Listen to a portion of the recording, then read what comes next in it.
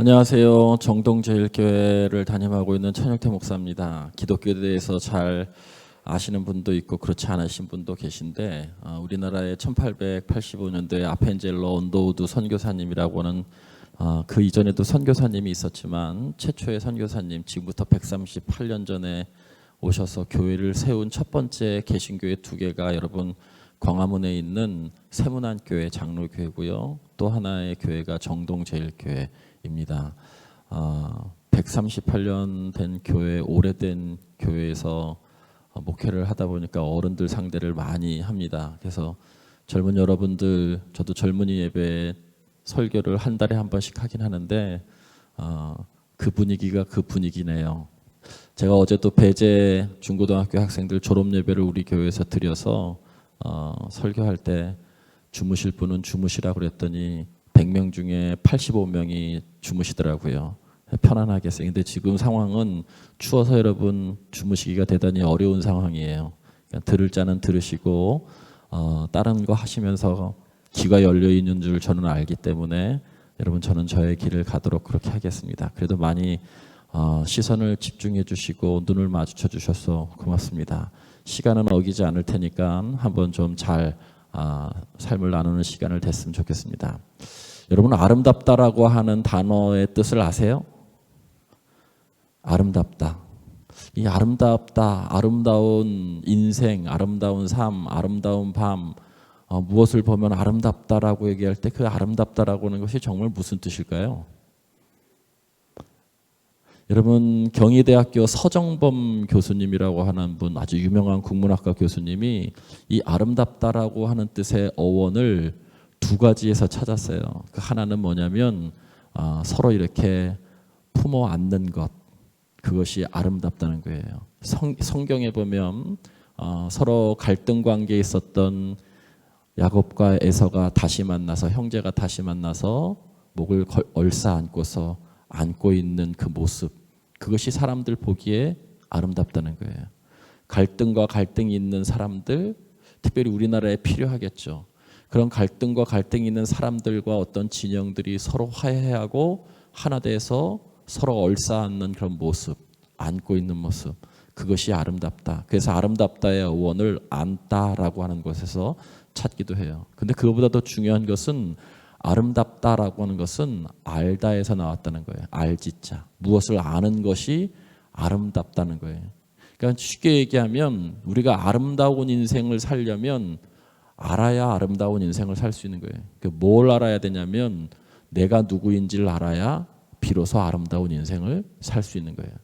내가 누구인지 모르는데 여러분 아름다운 인생을 살기 어렵다는 것이죠. 저는 맞는 말인 것 같아요. 여러분 이 땅을 살아가면서 아름다운 인생을 사셔야 되는데 내가 누구인지에 대한 정체성을 모르면 여러분 아름답게 살기가 어려운 거죠. 중국의 베이징에서 차를 타고 1시간 반 정도 내려가면 바이안텐이라고 하는 호수가 아름다운 도시가 있어요. 호수가 아주 큰 모양이에요. 큰 모양이에요. 그 호수 옆에 동물원을 크게 지었어요. 왜 그러냐면 관광객들이 호수를 보고 오기 때문에. 그래서 그 호수를 보러 오는 그 관광객들에게 동물원도 좀 구경하라고 동물원을 만들었죠. 그런데 그 관광객들이 동물원을 오면 관광 상품이 하나 있는데 사자울이 바로 옆에다가 닭장을 만들었어요. 그래서 그 닭장에서 우리나라 돈으로 5,000원을 주면 닭을 한 마리씩 손에 쥐어줘요. 그러면 그 관광 상품이 뭐냐면 그 쥐어진 닭을 사자 우리에 집어 던지는 거예요. 이렇게 팍 던지는 거예요. 그러면 닭이 푸드득거리다가 그 아래로 떨어져서 사자에게 잡히는 모습, 잡혀 먹히는 그런 모습을 보는 게 관광 상품이에요. 근데 그 바이안텐에만 있는 것이 아니고요. 하얼빈 사파리에도 가면 호랑이에게 닭을 던지는 관광 상품이 있어요. 자, 실제로 제가 보여드릴까요? 이 모습이에요. 관광객들이 저 허공에 지금 닭을 던지죠. 그러면 호랑이들이 저것을 지금 먹으려고 애를 쓰고 있는 거예요. 서로 잡아먹으려고. 이게 관광 상품이에요. 근데 여러분 만약에 생각해 보세요. 여러분들도 잘 아는 것처럼 우리나라 속담에 닭 쫓던 게 지붕 쳐다본다고 닭은 적어도 여러분 지붕 위까지는 날 수 있는 날짐승이에요. 날짐승. 그런데 날개짓 하는 것을 언제부턴가 잊어버린 거죠. 왜 그러냐면 집에서 사육되기 시작하면서. 그래서 자기가 누구인지 모르는 그것 때문에 날짐승인지 모르고 사육되다 보니까 어떻게 해요? 호랑이나 사자에게 잡힐 수밖에 없는 거예요. 날아서 도망갈 수 있었음에도 불구하고. 이게 바로 정체성이에요. 그래서 이것이 정체성의 비극, 내가 누구인지 모르면 이렇게 세상이든 우리가 기독교에서 이야기하고 있던 악한 세력이든 마귀든 누군가에게 잡혀서 자신의 삶을 제대로 살 수 없다는 거예요. 이 사진도 한번 봐보시겠어요? 열심히 도망가고 있죠. 날개짓을 하고 있지만 날지를 못하는 거예요. 결국 이 모습이 누구의 모습일까라고 하는 거예요. 이 모습이. 그러니까 내가 누구인지 알지 못하는 그러한 존재의 모습인 거예요. 여러분 이렇게 해서 닭이 서울에서만 하루에 여러분 공부하고 또 밤에 야식 먹을 때 제일 많이 먹는 치킨에 올라오는 서울에만 100만 마리가 하룻밤에 잡혀서 식용으로 사용돼요. 그리고 전 세계에서는 하루에 1억 마리의 닭이 식용으로 사용돼요. 내가 누구인지 몰라서 잡혀 먹는 닭이 그렇다는 거예요. 아무리 달려도 결국 잡혀 먹을 수밖에 없어요. 살 수 있는 방법은 자기가 누구인지 알고 날개짓해서 날아서 도망가는 건데 이 날짐승이 지배의 짐승이 됨으로 인해서 자기를 모르기 때문에 이렇게 된 것이죠. 여러분 우리들도 마찬가지예요. 어려울수록 그래서 삶이 어렵다고 하는데 어려운 삶을 살수록 우리들에게 필요한 것이 있다면 여러분 그것은 정체성을 확실히 하는 거예요. 여러분 우리 다시 한번 생각해 볼까요? 아름답다라고 하는 것이 무엇인가? 아름답다라고 하는 것은 아는 데서 시작하는 거예요. 내가 누구인지 아는 것. 여러분은 그 게임을 하시는지 모르겠지만 저는 어렸을 때 우리 아들이 손에 쥐어지는, 제가 미국에 있었을 때 아버지 이것 좀 하나 사주세요라고 했었던 게임기가 수적 같은 닌텐도 DS 게임기예요. 그 당시 미국에서도 대단히 비쌌었는데 여러분 이 닌텐도 DS는 일본에서 만든 거죠. 여러분 원래 그 200여 년 전에 이 닌텐도 DS의 회사는 다른 회사가 아니었고요. 야마구치 후사지로라고 하는 일본의 화가가 이 농한기 때가 되면 사람들이 이 긴 겨울밤에 뭘 하고 지내야 될지 고민할 때 놀이를 하나 만든 것이 있는데 그것이 여러분 아버님들이 예전에 많이 할아버님들이 쳤던 우리나라의 화투예요. 화투. 여러분은 화투 잘 안 치시겠지만 화투예요. 4가지 종이에다가 같은 비슷한 그림을 이렇게 넣어서 결국엔 그것으로 화투라고 하는 걸 치는 거예요. 여러분 이 닌텐도 DS의 원래의 시작은 화투에서 시작한 거예요. 어떻게 하면 잘 놀 수 있을까라고 하는. 그러다가 여러분 이 닌텐도 DS라고 하는 것을 1990년도에 크게 히트시키고 회사가 어마어마하게 커졌어요.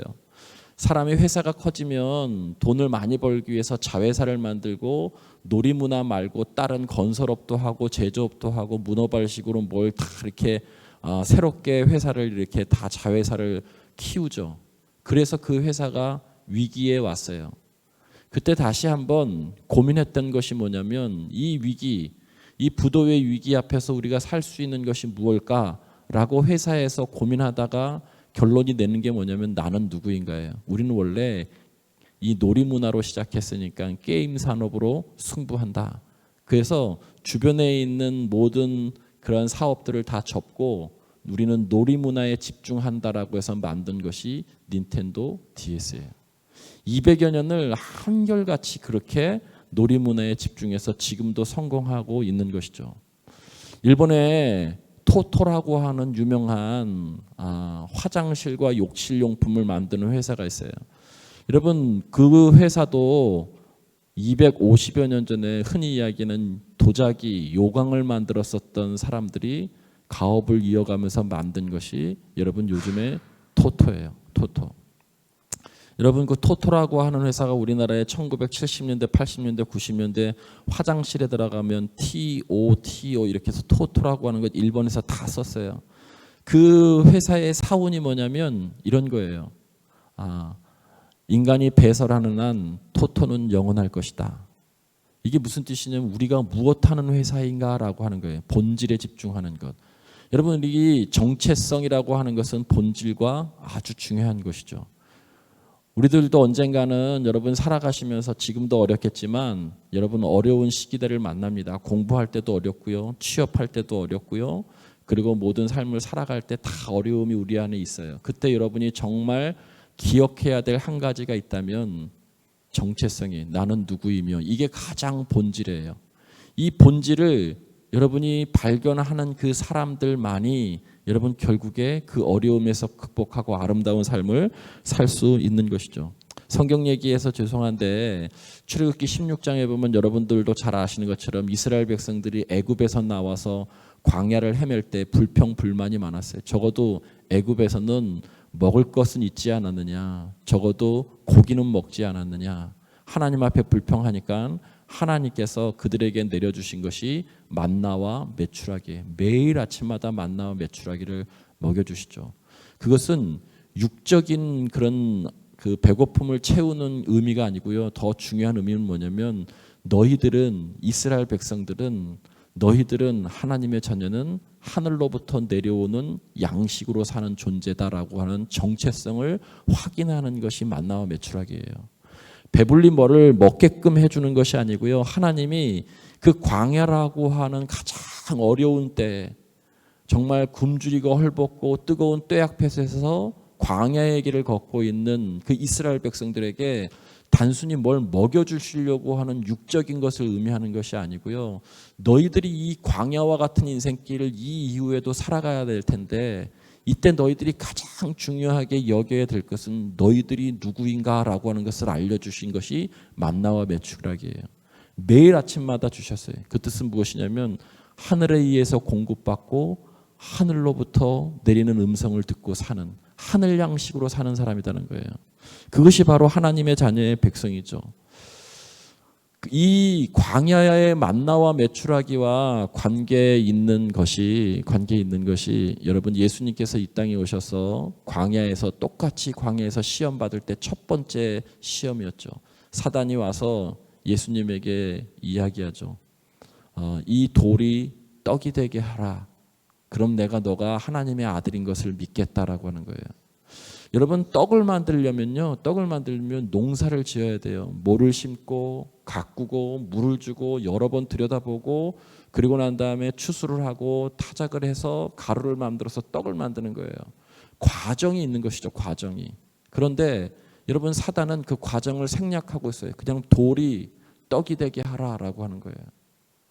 두 번째, 이 돌이 떡이 되게 하라라고 할 때 갖고 있는 또 하나의 가장 중요한 것은 이 사단이 예수님의 정체성을 너가 누구인가를 흔들고 있다는 거예요. 성경 아시는 분은 알겠지만 거기에 그렇게 시작해요. 내가 만일 하나님의 아들이거든 이 돌이 떡이 되게 하라라고 말씀해요. 내가 만일 하나님의 아들이거든. 교묘한 것이죠. 조건절을 붙이고 있어요. 왜 그러냐면 이미 예수님은 이 땅에 하나님 아버지께서 보내주신 아들이세요. 아들. 그런데 내가 만일이라고 이렇게 조건절을 붙이고 있죠. 그러면서 말씀하고 있어요. 내가 만일 하나님의 아들이거든 이 돌이 떡이 되랴.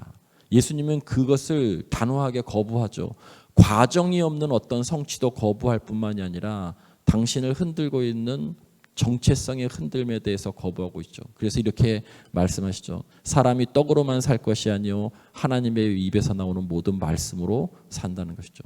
사람이 떡으로만이라고 할 때 만자를 쓰는 떡도 필요하다는 거예요. 그러나 그것이 인생의 모든 것을 결정하는 것은 아니다라고 하는 것이죠. 그래서 하나님의 입으로 나오는 말씀으로 산다. 그게 정체성이에요.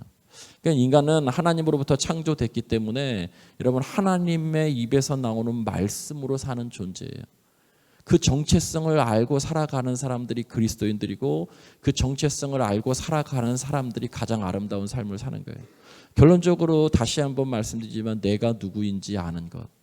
여러분 그런데 사람들은 자꾸 이렇게 얘기하죠. 소유와 능력에 따라서 하나님의 자녀다라고 하는 것을 평가하려고 해요. 너가 정말 하나님의 아들이면 너는 A+를 받아야 돼. 그렇게 기도도 많이 하고 교회 생활도 열심히 하면, 너가 정말 하나님의 자녀라면 너 그렇게 기도 열심히 하는데 너의 아들이 대학을 잘 들어가고 승진도 하고 결혼도 잘하고 다 잘 돼야 돼. 이렇게 소유와 능력으로 하나님의 자녀의 정체성을 흔들고 있지만 사실 세상은 다 그렇게 되는 것이 아니에요. 전도서에 보면 이런 말씀이 있어요. 여러분, 전도서 3장 말씀에 그것을 지혜서라고 이야기하는데, 사람이 아무리 수고하고 애써도 그 수고한 것을 내가 누리지 못하고 타인이 누릴 수 있다라고 하는 거예요. 얼마나 허망해요. 그러나 그럼에도 불구하고 창조주 아버지 하나님을 의지하고 신뢰하는 것이 인생의 참 지혜라는 거예요. 믿지 않는 사람들은 참 이것이 허망된 이야기라고 생각하죠.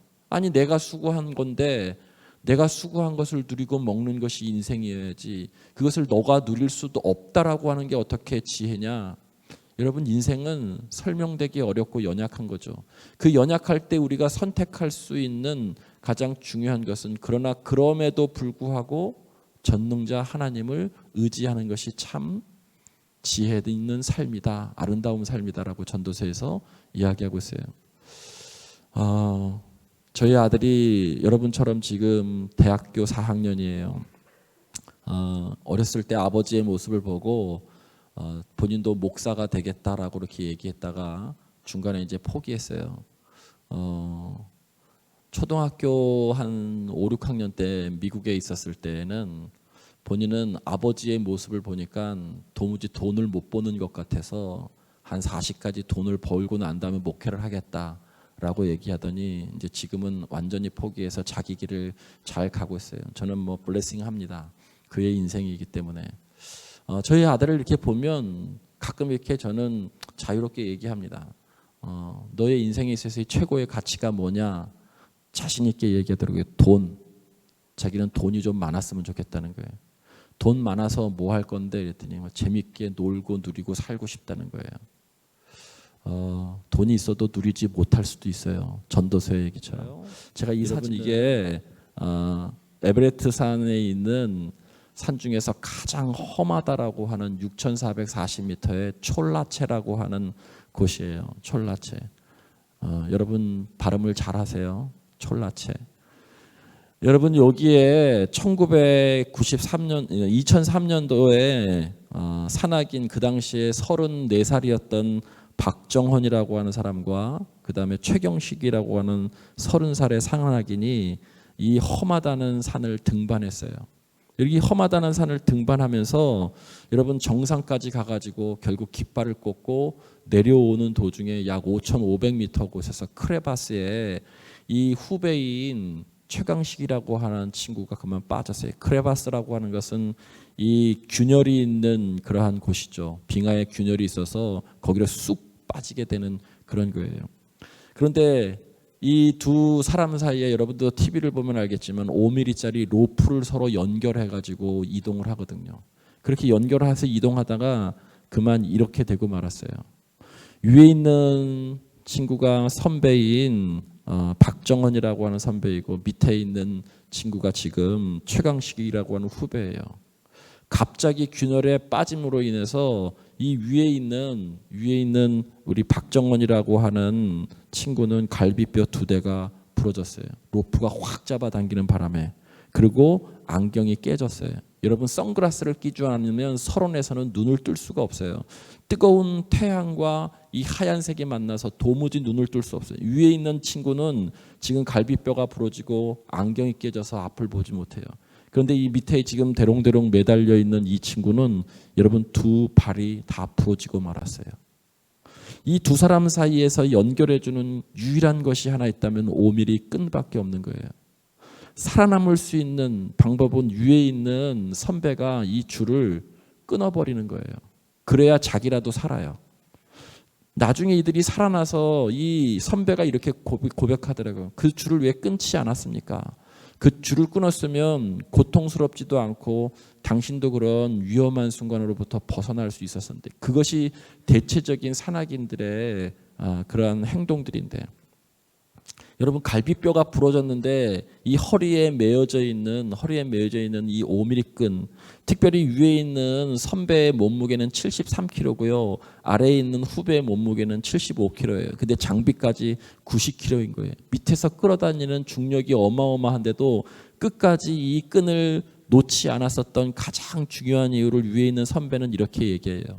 그 줄을 타고 느껴져 오는 부들부들 떠는 그 떨림 때문에 끊지 못했다는 거예요. 이거 무슨 뜻이냐면 아래 후배가 끝까지 살려고 하는 의지, 살아야 되겠다라는 의지가 그 끈을 타고서 부들부들 떨면서 느껴오기 때문에 도무지 끊을 수 없다는 거예요. 5시간의 사투 끝에 결국 이 후배를 끌어올렸어요. 그리고 이 추운 곳에서 하룻밤을 지내고 그 다음에 선배가 이 후배는 끊어졌기 때문에 부러졌기 때문에 선배가 엉덩이로 내려와 가지고 결국에 민가에서 구원을 요청하고 그 이후에 후배까지 다 구조됐어요. 병원에 입원하게 됐는데 여러분 이 모습이에요. 후배는 손가락 8개를 다 절단했고 동상에 걸려서 발가락도, 그리고 선배도 손가락의 대부분을 절단했어요. 이들은 여전히 아직도 산악인으로 삶을 살고 있어요. 손가락이 다 절단됐음에도 불구하고. 그런데 이 선배인 살려냈었던 선배가 이런 유명한 얘기를 했어요. 여러분 끈이라고 하는 책에 이들의 이야기가 나오는데 바로 그런 거예요. 사람들마다 다 끈이 있다는 거죠. 그런데 내 후배와 나와의 사이는 이 죽음의 사투 끝에 오히려 보이지는 않지만 우정과 믿음의 끈이 더욱 단단해졌다라고 그렇게 얘기해요. 사람들마다요 다 끈이 있습니다. 사람들마다 다 줄이 있어요. 우리가 흔히 이야기할 때 줄 잘 서야 된다라고 하는 것처럼 줄 서잖아요. 줄. 군대 가서도 줄 잘 서야 되고, 학교에서도 어떤 과목 어떤 교수님 밑에서, 여러분이 나중에 직장을 들어가면 직장에서도 줄을 잘 서야 된다고. 그게 관계의 끈이에요. 사실 인생에 있어서 정말 중요한 것은 누구와 관계를 맺느냐에 따라서 여러분의 인생이 다 달라져요. 누구와 끈을 연결하고 사느냐에 따라서. 그래서 어떤 사람들은요 출세를 위해서 동호 모임, 골프 모임, 고향 모임, 여러 모임들을 막 다 다니죠. 다 거기에는요 출세를 위해서 누군가가 나를 끌어줄 것이라고 하는, 이 모임을 가면 내 선배가 나보다 먼저 직장에 취업한 나의 학연, 지연, 혈연에 따라서 다 끌어줄 것이라고 하는 것 때문에 이익에 대해서 관계를 맺고 있어요. 그것을 나쁘다고 이야기할 수 없어요. 그러나 여러분 가장 중요한 것은 이익에 관해서 문제가 생기면 사람은 마지막 순간에 그 줄을 다 끊어버리게 돼 있어요. 여러분과 함께 관계 맺고 있는 어떤 사람이 똑같이 경쟁한다라고 할 때, 내지는 어떨 때는 비열할 정도로 그 관계의 끈을 끊어버릴 수 있어요. 사람은 내게 이익이 되지 않으면 마지막 순간에는 그 관계의 그 줄을 다 끊어버려요. 그때마다 사람들이 다 사람에 대해서 실망했다고 얘기하고 너무했다고 얘기하지만 그것은 어쩔 수 없는 이 자본주의 경쟁사회 속에서의 삶의 방식이에요. 그런데 여러분들도 나름대로 끈을 다 가지고 있어요. 관계망을 형성하고 있죠. 그런데 그 끈이 이미 썩은 줄일 수도 있고 앞으로 썩을 줄일 수도 있고 아니면 영원한 줄일 수도 있어요. 여러분 혹시 썩은 줄, 이미 썩었는데 그거 모르고 그 끈 대고 그것으로 출세해 보려고, 그것으로 어떤 곳에 나아가 보려고 잡고 있는지도 몰라요.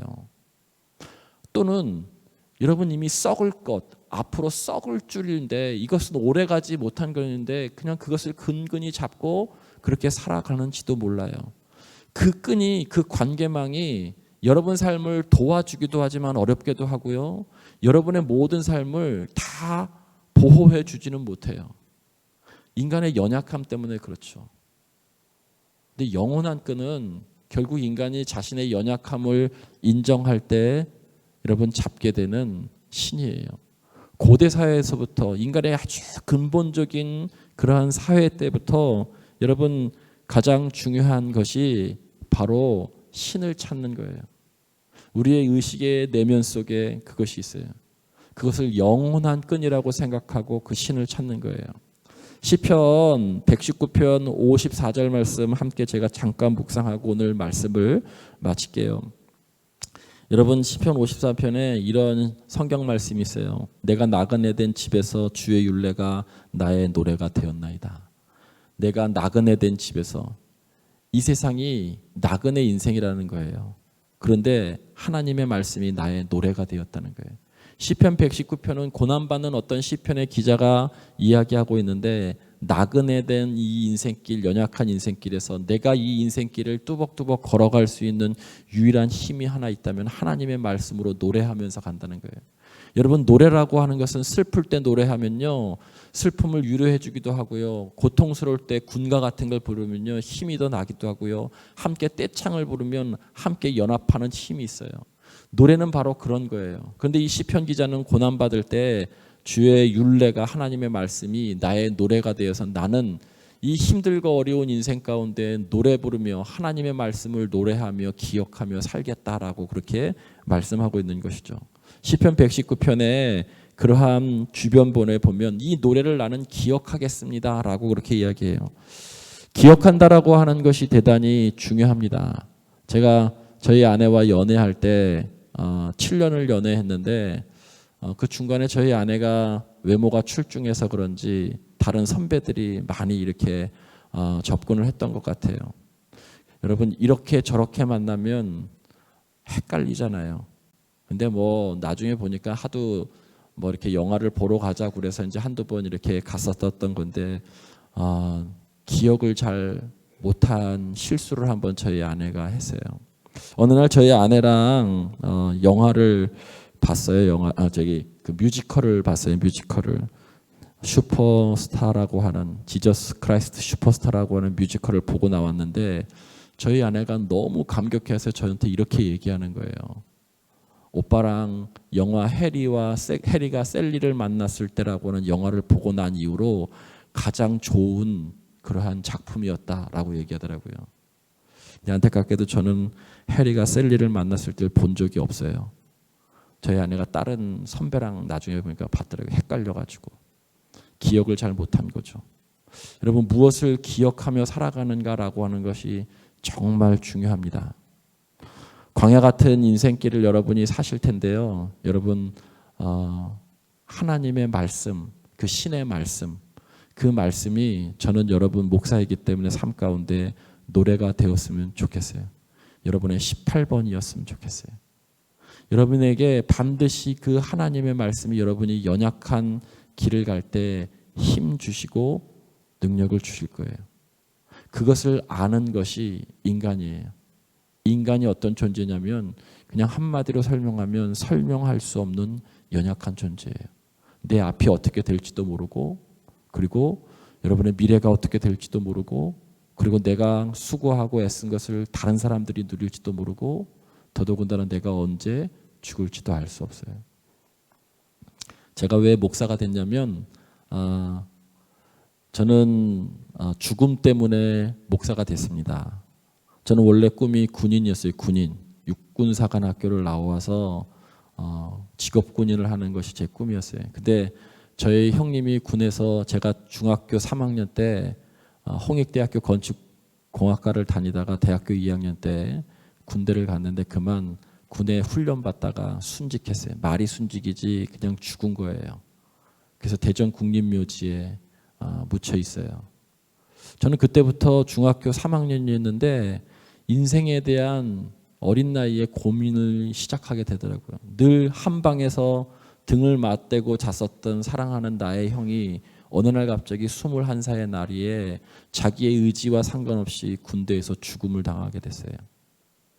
저는 그때부터 삶이라고 하는 게 뭘까라고 하는 고민을 하겠어요. 그냥 단순하게 나도 언제 죽을지 모르는데, 장수해서 죽을 수도 있고 그렇지 않을 수도 있는데 도대체 언제 죽을지 나도 알지 못하는 이 삶을 조금이라도 보람 있게 사는 방법이 무엇일까라고 하는 생각을 했던 거예요. 근데 저희 형님이 돌아가시고 난 다음에 조금 있어서 고등학교 2학년 때 저희 할아버지가 돌아가시고 조금 지나니까 저희 어머님이 형님을 너무 그리워한 나머지 심장병으로 또 너무 일찍 돌아가셨어요. 죽음의 연속이 저에게 죽음이 뭔가라고 하는 질문을 끊임없이 하게 되더라고요. 이 죽음에 대한 답을 어떻게 해야 될까? 나도 결국 죽을 텐데 이 땅을 살아가면서 죽음 직전에 가장 의미 있고 보람 있게 사는 방법은 무엇일까를 고민하다가 선택한 것이 제 예전의 꿈을 뒤로 접고 여러분 제가 신학교에 가서 목회를 하게 됐던 거예요. 저는 제 지금의 삶이 다른 사람들보다 흔히 이야기하는 돈을 많이 벌거나 그렇게 하지는 못한다 할지라도 대단히 나름대로 의미 있고 보람 있는 그런 삶이라고 생각해요. 그리고 여전히 내 인생, 내 삶이 연약하기 때문에 그냥 늘 하나님 그 순리에 의지하면서 하나님의 그 섭리에 의지하면서 살아가는 그 인생이 저는 행복해요. 다른 사람들이 보기에는 답답할지 모르지만 그러나 여러분 모든 사람들이 다 그렇습니다. 죽음 앞에서 다 연약해요. 질병 앞에서 연약하고 인생 자체가 연약해요. 여러분에게 좀 우울한 얘기지만 그러나 그때 무엇을 잡느냐 어떤 끈을 잡느냐에 따라서 여러분의 인생이 확연하게 달라질 겁니다. 꼭 뭐 기독교, 뭐 불교 이런 것이 아니더라도 신 앞에서 다시 한번 여러분 서서 물어볼 수 있는 여러분이 좀 진지하게 물어볼 수 있는 분이 됐으면 좋겠어요. 내가 어디서부터 왔고 어디로 돌아가는가? 여러분 이 질문에 답할 수 있다면 그 과정 어디서부터 온 것과 어디로 돌아가는 그 과정이 이 땅에서 어떻게 살아야 되는지에 대한 답도 거기서 나와요. 여러분들 결국 아무리 지금 생기발랄한 그러한 삶을 살고 있어도 여러분의 인생도 어느 날 끝날 때가 있어요. 그 과정 가운데 나는 어떻게 살 것인가? 어떻게 아름다운 인생을 살 것인가? 한마디로 얘기하면 나를 아는 것에서부터 여러분 아름다운 인생이 시작해요. 정체성. 내가 누구인지 아는 것부터. 내가 누구인지 아는 것부터. 여러분 거기에 답하면 조금도 아름다울 수 있어요. 거기에 답을 하고 살아가기 시작하면 여러분 고통이 와도 이겨낼 수 있어요. 기독교에서의 그것은 하나님의 자녀라고 얘기해요. 나는 하나님의 자녀다. 이 얘기는 하나님이 나와 늘 어느 상황 가운데서도 함께 하신다라고 하는 그런 뜻이에요. 여러분에게 그러한 정체성의 회복이 있게 되기를 주님의 이름으로 여러분 간절히 한번 축원을 드립니다. 40분 딱 됐어요. 40분 하라고 해서 40분 마쳤습니다. 어디 대학을 가서 이렇게 강의를 해도 분위기는 비슷하더라고요. 그래도 얼굴을 마지막에 한번 봅시다. 고개를 한번 들으시고요. 제가 사실은 좀 활기 있게 시작하려고 했는데 오늘 날씨도 춥고 좀 유머를 한번 하려고 했는데 절대 저희 딸이 하지 말라고 얘기하더라고요. 그 쓸데없는 아재 개그를 대학생 앞에서 하지 말라고 그래서 안 하고 이제 넘어갔는데 여러분 힘들었지만 그래도 고개 다 귀는 열려 있어서 들었을 줄 믿습니다. 한 가지만 기억하세요. 아름다운 인생은 안다, 아는 것에서부터 시작하는 것이다. 내가 누구인지 아는 것.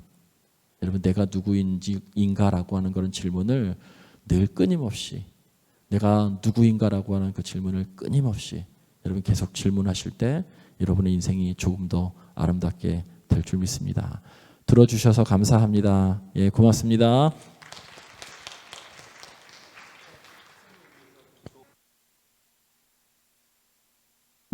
기도하겠습니다. 이 자리에 함께한 하나님의 자녀들을 하나님께서 축복해 주시고 함께해 주시기를 간절히 원합니다.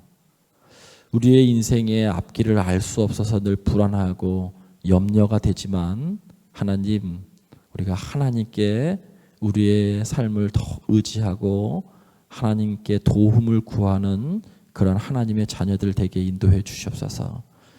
하나님께서 반드시 우리 귀한 학생들과 함께 하셔서 그들의 앞날에 힘 주시고 위로해 주시고 용기 주시며 앞길을 또 인도해 주실 줄 믿습니다. 아멘. 모든 분들을 하나님께서 축복해 주실 줄 믿으며 예수님의 이름으로 간절히 기도드립니다. 아멘. 고맙습니다.